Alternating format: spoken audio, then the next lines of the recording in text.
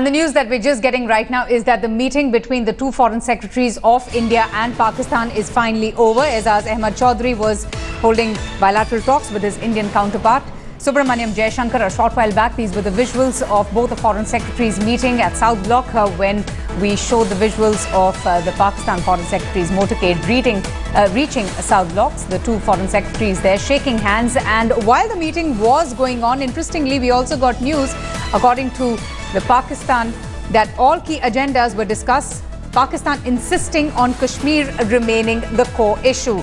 India Today, Smita Sharma, who was tracking and was, closely observing all the details from this meeting, now joins us. Smita, we believe that the meeting has just got over. Can we expect, any formal statement from the foreign secretaries or a press conference? What exactly transpired between both the foreign secretaries? The matter of the Indian that they have captured.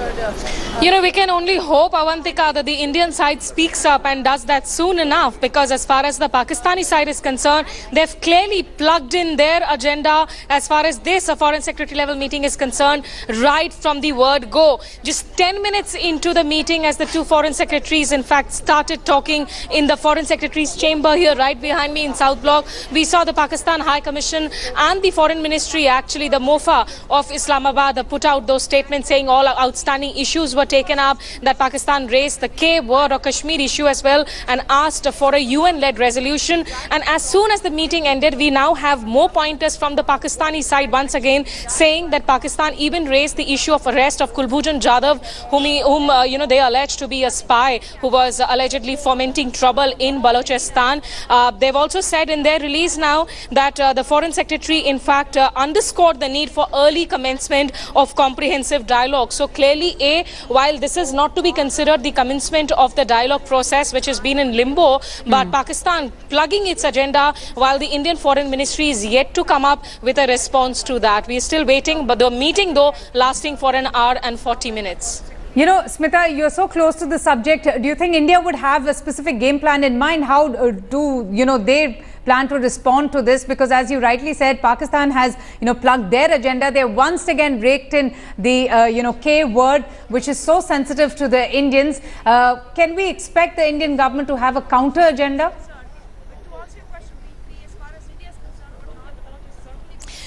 Definitely for sure, the Indian government will come out. They will say that we did raise the Pathankot probe issue because we knew that that was to be the center stage as far as New Delhi's agenda was concerned, because India would have sought replies on the probe so far, on the investigations done, especially in the wake of the return of the Pakistani JIT team that was granted access not just to Delhi but also to the forward airbase at Pathankot. India would like to know the status really as far as Masood Azhar is concerned, and also has sought consular access to Kulbhushan Jadav, something which does not look like it will come by in near future. But I can tell you, one of the top diplomats that I've been speaking to, every time you ask him, what do you really have on Pakistan? What are the cards up your sleeves, or what is the policy that the government is doing? Because it seems to be so much of a flip-flop on the part of New Delhi. He always responds by saying, we don't do things predictable anymore. But the point is, if you don't do things predictable, when the responses are unpredictable too, do you have a plan B or a plan C? That's not coming through at the moment, because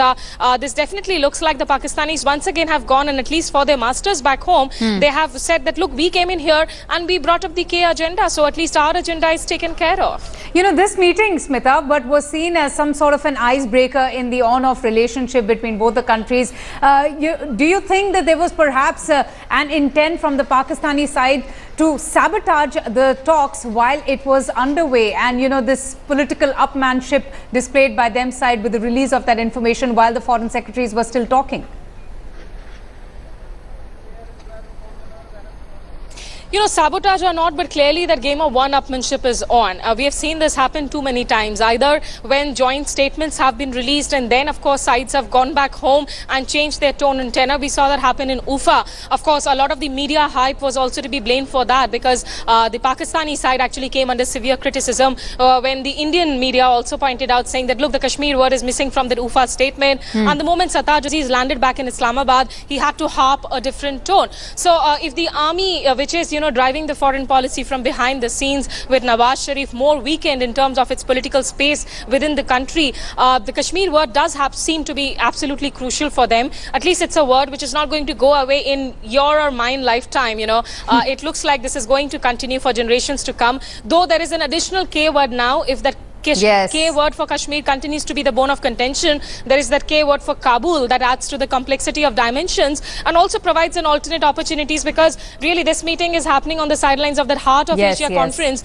that is to discuss the future of Afghanistan, and these leaders will be back in Hyderabad House. These bureaucrats, rather, these diplomats will be back in Hyderabad House at 3 o'clock to sit through those proceedings as well. Absolutely. Smita, stay with us. We're also joined by Kasper Klasra from Islamabad. Kasper, the meeting is finally over. What are you hearing from the Pakistani media about this meeting? They've already driven home the point, once again breaking up the K word and claiming that all outstanding issues regarding Jammu and Kashmir have been raised. Yes, definitely. Yes, Kasper, please go ahead.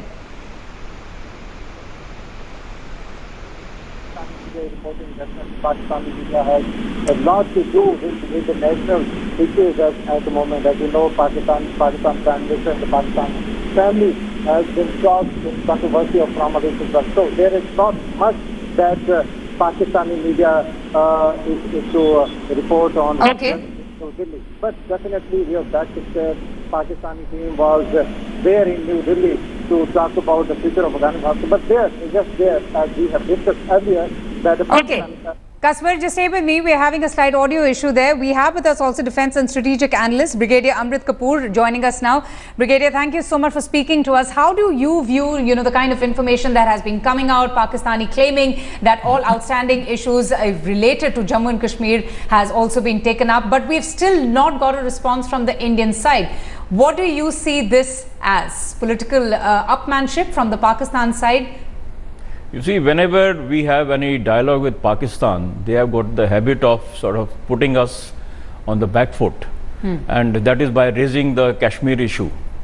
And as a matter of fact, we need to have a counter agenda for that, and that is very important. Before they say anything, that should be done. We are always talking about terrorism, whereas terrorism, we are more affected. Pakistan is also now started getting affected, but Pakistan's state policy is based on terrorism, exporting terrorism all over the world.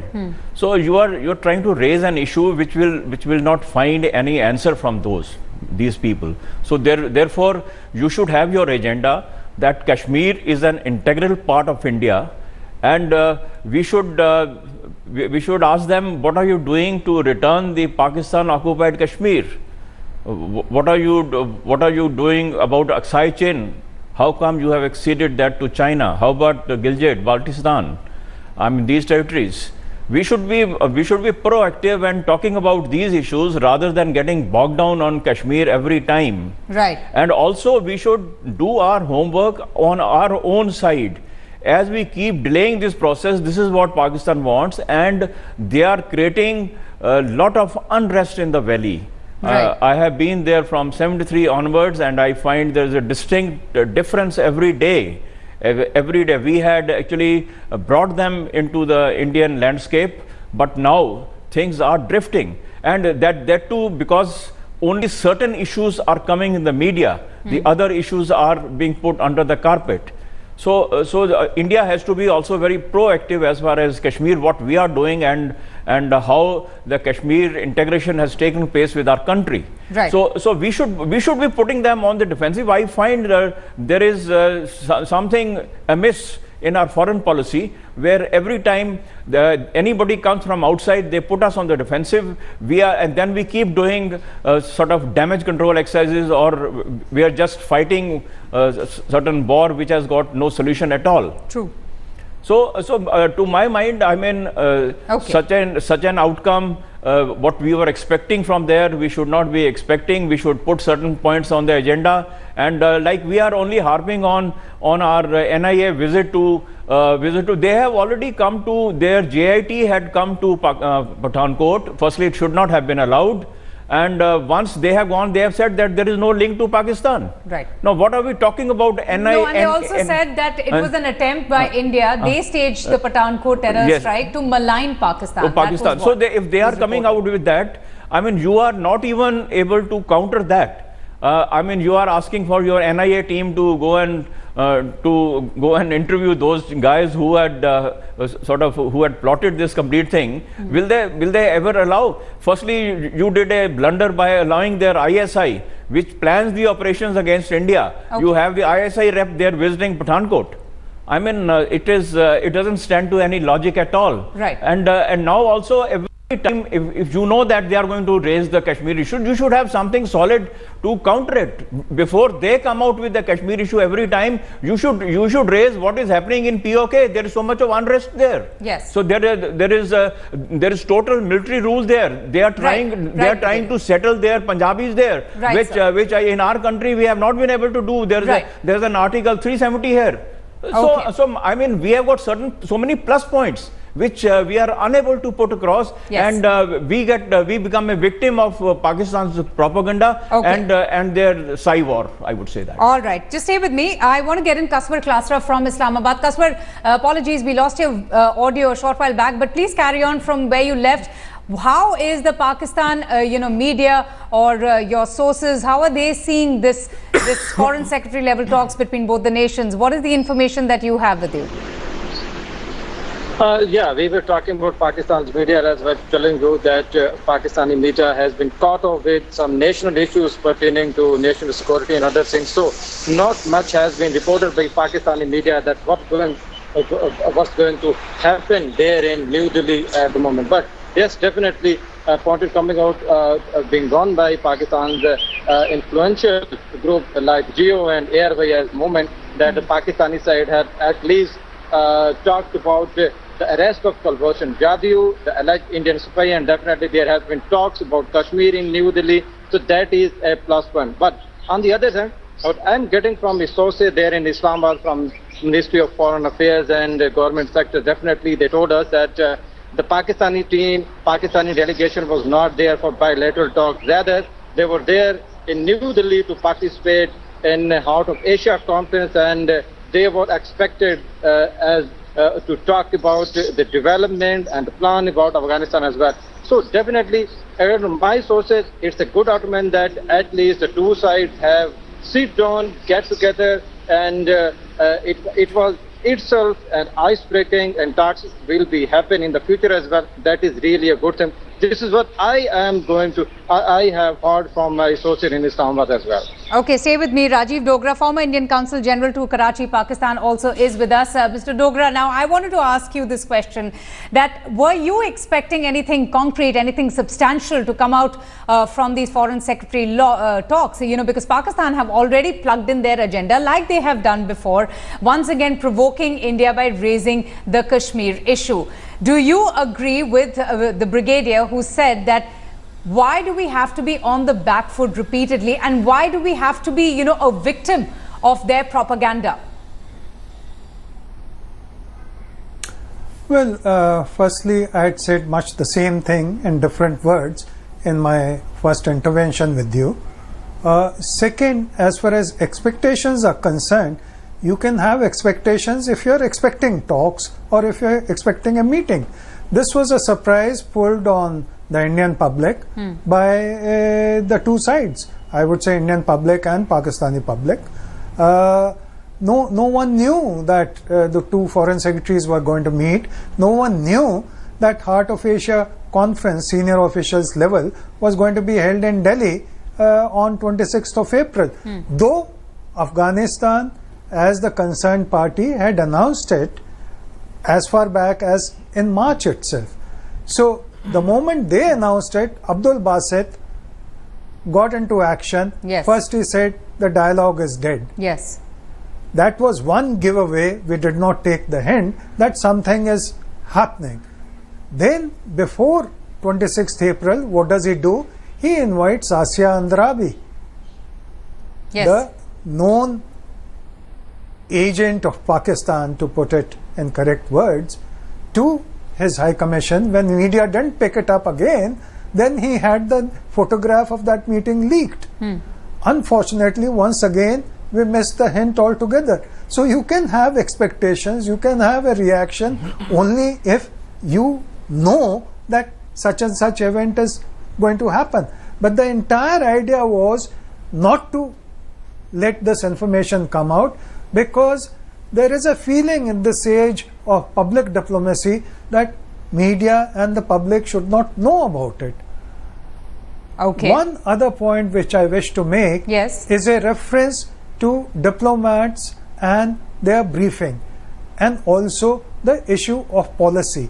I think let us be clear on what is the role of diplomats in India. Diplomats do not make policy. Diplomats suggest policy options, various choices. Then it is up to the leadership to pick one or the other and make policy. So let us be very clear that diplomats, neither in India nor in most other parts of the world, make policy by themselves. Absolutely. Second, there was also a reference to policy and what it implies. Now, policy implies predictability and continuity. Now, do we have predictability and continuity in our policy like Pakistan has? It has a single point agenda. Exactly. Deny any role in terrorism while continuing terrorism. Second, keep plugging on Kashmir issue. And they will get the results. So they've got the results. In OIC conference recently, we've had one of the most hard-hitting resolutions against India for a long time. So Pakistan is determined to pursue its agenda. I would not like to comment on the other aspect. All right. Mr. Rajiv Dogra, Brigadier Kapoor and Smita and Kaswar, thank you all for joining us and getting us up to speed and your perspectives on that very crucial meeting between the two foreign secretaries of India and Pakistan.